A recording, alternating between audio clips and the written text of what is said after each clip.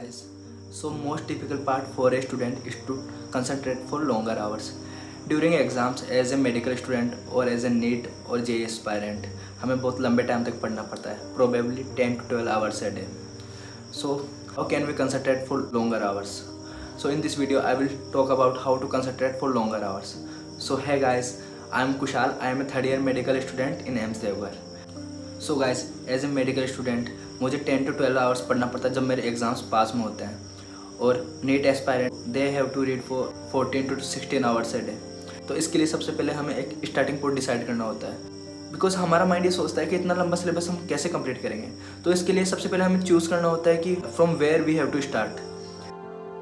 जैसे कि एग्जांपल के तौर पे बताऊं तो जैसे मुझे 10 to 12 आवर्स पढ़ना है बिकॉज मेरे एग्ज़ाम आने वाले हैं और मुझे एग्ज़ाम पास करना है. जैसे एक नीट एस्पायरेंट पढ़ता है कि उसको नीट क्लियर करना है, इसके लिए उसको लंबे टाइम तक पढ़ना है. तो हमें हमारे माइंड में हमेशा ये होना चाहिए कि मुझे स्टार्ट क्यों करना है. So for 14 hours study let's break it into 5 to 6 points. So the first point is decide what you want to read. अगर आप डिसाइड कर लोगे कि मुझे क्या पढ़ना है तो हमारा माइंड पहले से ये तय करके रखेगा कि हाँ, इतने घंटे में मैं ये चीज़ पढ़ सकता हूँ, तो आप उस चीज़ को जल्दी कर पाओगे. लेकिन अगर आप ये सोचोगे कि बस मुझे पढ़ना है तो आप उस सारा दिन बैठ के पढ़ोगे, लेकिन आपको at the end of the day आपको कुछ याद नहीं रहने वाला है. तो सबसे पहले आपको टॉपिक डिसाइड करना है कि मुझे पढ़ना क्या है. So the second point is divide the topic. So 10 to 12 hours पढ़ने के लिए हमें फोकस होना ज़रूरी है.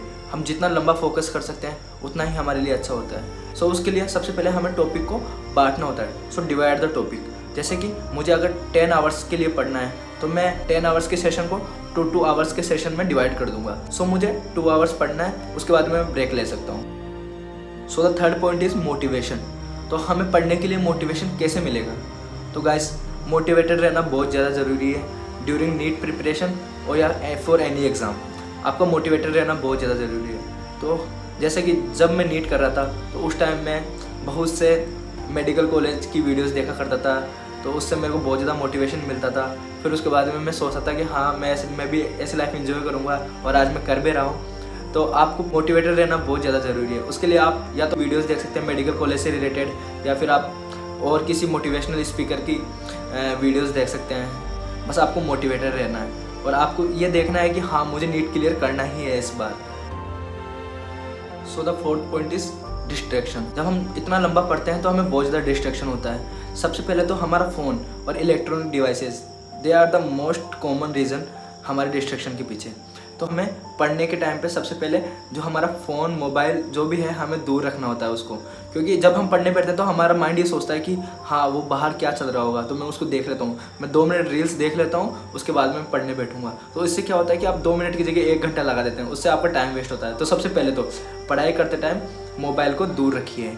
उसके बाद में अगर आप पढ़ रहे हैं और फिर भी आपको डिस्ट्रैक्शन हो रहा है, जैसे आपका माइंड उस चीज़ को नहीं कैच कर पा रहा है, आपको टाइम लग रहा है, तो आप 5 मिनट का ब्रेक ले लीजिए, अपने माइंड को फ्रेश कीजिए.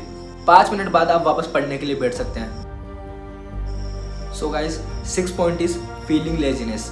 तो अगर आप बहुत ज़्यादा लेजी फील कर रहे हैं, आपसे पढ़ाई करने में बहुत मुश्किल हो रही है कि नहीं, मेरा दिमाग पूरा एग्जॉस्ट हो चुका है और मुझे पढ़ाई करने में बहुत ज़्यादा मुश्किल हो रही है, तो फिर उसके लिए आपको फिर टाइम वेस्ट करने से कोई मतलब नहीं है. तो आपको पढ़ाई फिर उस टाइम पे थोड़ी देर के लिए पढ़ाई छोड़ दो and you can do anything other than study. ठीक है? क्योंकि अगर आप वो चीज़ पढ़ोगे और आपके दिमाग में वो चीज़ नहीं घुस रही है तो फिर वो टाइम तो आपका वेस्ट हो रहा है ना. इससे अच्छा तो आप अपने दिमाग को फ्रेश कीजिए कोई और चीज़ करके, फिर आप पढ़ने के लिए बैठ सकते हैं जब आपका माइंड फ्रेश हो सकता है. तो उसके लिए आप अपने दोस्त के साथ में बात कर सकते हो, या फिर थोड़ा घूम सकते हो, रिलैक्स कर सकते हो, थोड़ा वॉक कर सकते हो, या फिर एक्सरसाइज कर सकते हो. तो उससे आपका माइंड थोड़ा रिलैक्स होगा. क्योंकि हमको है ना अपनी बॉडी पर भी ध्यान देना होता है. अगर हम रोज़ अगर 10 घंटे पढ़ने बैठेंगे तो हमारी बॉडी पर बहुत ज़्यादा इफेक्ट पड़ता है, हमारा माइंड बहुत ज़्यादा स्लो हो जाता है उस चीज़ की वजह से.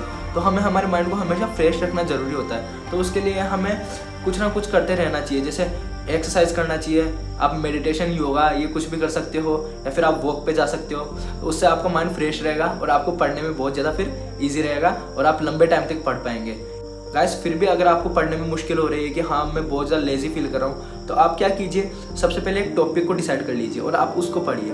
अगर आप उस छोटे से टॉपिक को पढ़ पा रहे हैं और अगर आपका मन कर रहा है कि हाँ, मैं छोटा दूसरा टॉपिक भी पढ़ सकता हूँ, तो आप पढ़िए. लेकिन अगर आप एक भी टॉपिक नहीं पढ़ पा रहे हैं तो फिर वो उस टाइम पे आप पढ़ाई करना छोड़ दीजिए, ठीक है। तो उससे क्या होगा कि आपका टाइम वेस्ट होगा। So last thing is guys, आपको शेड्यूल बना के रखना है। हमेशा आपको टाइम के हिसाब से चलना है। अगर आप बिना टाइम के कभी भी कुछ भी करेंगे तो उसकी वजह से आपको प्रॉब्लम होगी, आप लंबे टाइम तक पढ़ने में मुश्किल रहेगी आपको। तो उसके लिए आप हमेशा अपना टाइम टेबल डिसाइड करके रखना है। जैसे मुझे 2 घंटे बायोलॉजी पढ़नी है, फिर 2 घंटे मेरे को फिजिक्स या केमिस्ट्री में कुछ भी पढ़ सकता हूँ। तो guys that's all for the video. अगर आपको ये वीडियो अच्छा लगा तो please like share and comment कीजिएगा, इससे मैं मोटिवेटेड फील करता हूँ। So thank you guys.